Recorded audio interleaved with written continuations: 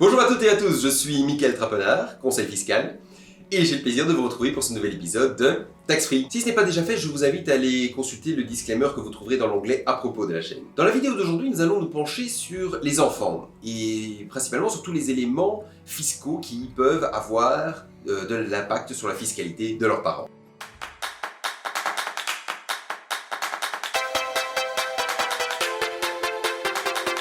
Le premier élément que nous allons voir et qui est le plus évident, c'est bien entendu la réduction d'impôt pour enfants à charge. Le régime général, c'est simplement que lorsque vous avez un enfant qui est à votre charge, dans le cadre de votre déclaration fiscale, vous pouvez le renseigner et donc un montant de réduction d'impôt s'appliquera dans votre calcul d'impôt et donc vous bénéficierez de cette réduction. Si nous sommes face à un couple qui est marié ou à des cohabitants légaux, dans ce cas-là, c'est assez simple également, c'est-à-dire que vous rentrez une déclaration commune.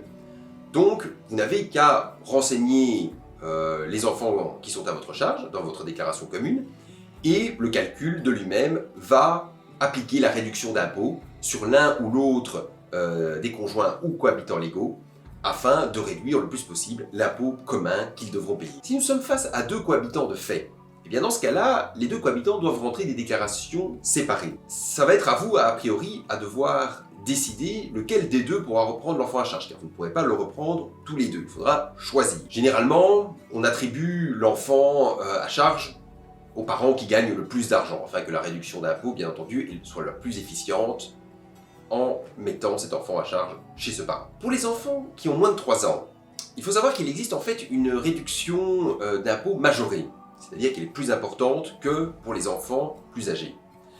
Cela est vrai, mais uniquement à la condition que vous ne déduisez pas de frais de garde d'enfant. Par exemple, vous ne déduisez pas de frais de crèche pour cet enfant de moins de 3 ans. Si vous souhaitez malgré tout déduire des frais de garde d'enfant pour cet enfant de moins de 3 ans, bien dans ce cas-là, il va falloir essayer de déterminer qu'est-ce qui est le plus avantageux, déduire ces frais ou bénéficier de cette réduction d'impôt majorée. Alors, si vous utilisez le système de l'administration fiscale, donc TaxOnWeb, c'est assez simple. Il suffit d'aller sur leur système, de mettre le chiffre dans une case, de faire une simulation, et puis de le retirer et de mettre l'autre chiffre dans l'autre case. Et ainsi, on peut assez facilement voir quelle est la situation la plus fiscalement avantageuse.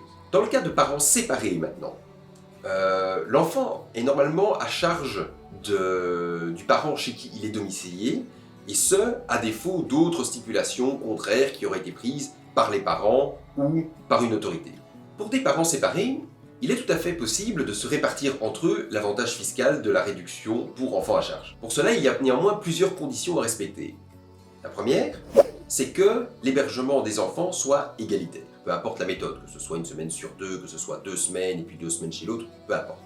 Ensuite, il faut absolument que cette décision d'hébergement égalitaire se retrouve dans un jugement ou dans un document. Dans un jugement, si c'est un juge qui a décidé de l'hébergement égalitaire des enfants, à ce moment-là, on se pose 2 questions. La première, c'est est-ce que le juge a également réparti l'avantage fiscal entre les parents? Si c'est le cas, pas de problème, c'est déterminé par le jugement, on ne se pose pas de questions. Si en revanche, le juge n'a rien décidé, alors il faudra pouvoir démontrer que les parents sont d'accord de se répartir cet avantage. Alors, l'avantage dans ce cas-ci, c'est que la démonstration sera assez simple, c'est-à-dire que si les parents, dans leur déclaration fiscale, demandent chacun à ne bénéficier que de la moitié de l'avantage fiscal, il n'y aura pas d'autre besoin de démontrer quoi que ce soit d'autre et ils pourront bénéficier de l'avantage. Si nous sommes par contre dans un cas où ce n'est pas le juge qui a décidé de l'hébergement égalitaire, mais que ce sont les parents qui l'ont fait dans une convention qu'ils ont soit fait homologuée par un juge, soit fait enregistrer, eh bien dans ce cas-là, il va falloir s'assurer que dans cet accord que les parents ont fait, il y a bien eu cet accord également de se répartir l'avantage fiscal. Si ce n'est pas fait, eh bien dans ce cas-là, il n'y aura que le parent chez qui les enfants sont domiciliés qui pourra bénéficier de cet avantage fiscal. L'autre élément de la fiscalité des enfants, c'est la déduction des rentes alimentaires. Qu'est-ce qu'une rente alimentaire? Eh bien c'est une somme qui est payée régulièrement à une personne et pour laquelle vous avez une obligation légale de verser ces sommes. En ce qui concerne les enfants, c'est assez simple, c'est-à-dire que le Code civil prévoit une obligation alimentaire pour les enfants, et donc il n'y a pas lieu de justifier cette obligation légale d'une autre manière. J'en profite néanmoins pour parler du cas de l'ex-conjoint, à qui vous voudriez également verser une rente alimentaire. Si cette rente a été décidée par un juge, dans ce cas-là, il y avait une obligation légale de le faire, et donc cette rente est déductible. Si en revanche, ce n'est pas un juge qui l'a décidé, eh bien, ce n'est pas une obligation légale dans votre chef, et donc ce n'est pas déductible. En ce qui concerne les enfants, l'idéal pour leur verser des rentes alimentaires, c'est d'ouvrir un compte bancaire à leur nom, de verser les sommes sur ce compte, avec éventuellement un accès à ce compte par votre ex-conjoint, afin qu'ils puissent retirer les sommes tant que les enfants sont mineurs. L'avantage principal des rentes alimentaires, c'est qu'elles sont déductibles à 80% dans votre chef. C'est-à-dire que vous percevez une rémunération, vous versez une partie de ce montant à votre enfant, ce montant que vous avez versé, vous ne serez imposé que sur 20% de la somme. Il y a néanmoins 4 éléments qu'il y a lieu de tenir compte dans le cadre des régimes des rentes alimentaires. Le premier élément, c'est qu'il y a un certain nombre de conditions à respecter. L'une de ces conditions, c'est notamment que l'enfant à qui vous versez cette rente alimentaire ne peut pas être domicilié chez vous. Le deuxième élément, c'est que si jamais les versements de ces rentes alimentaires devenaient trop importants, il est possible en fait que l'enfant ne soit plus considéré à charge de l'autre parent. C'est-à-dire que ses moyens de subsistance deviennent tels qu'on ne peut plus le considérer comme étant à charge. Le troisième élément, c'est que dans la mesure où cet enfant normalement reçoit des revenus qui pourraient être imposés, eh bien, il doit normalement introduire une déclaration fiscale, même s'il est mineur. Alors, je rassure, jusqu'à un certain montant, il ne devrait subir aucune taxation, et donc il n'y aura a priori aucun problème.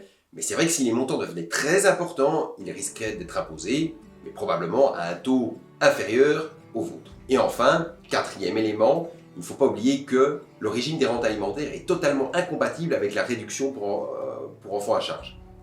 En d'autres termes, si vous vous êtes mis d'accord avec votre ex-conjoint pour vous répartir l'avantage fiscal et que vous commencez à verser des rentes alimentaires et que vous cherchez par définition à les déduire, eh bien dans ce cas-là, vous perdrez l'avantage de la réduction pour enfants à charge. C'est tout pour aujourd'hui, j'espère que cette nouvelle vidéo vous aura plu. Si c'est le cas, eh bien n'hésitez pas à laisser un pouce bleu, un petit commentaire, à partager la vidéo, voire même à vous abonner à la chaîne. Si vous avez des questions plus spécifiques sur la matière que nous avons vue aujourd'hui, eh bien je vous encourage à prendre contact avec un professionnel du chiffre qui pourra vous en dire plus. Et moi je vous dis à bientôt pour un nouvel épisode de Tax Free.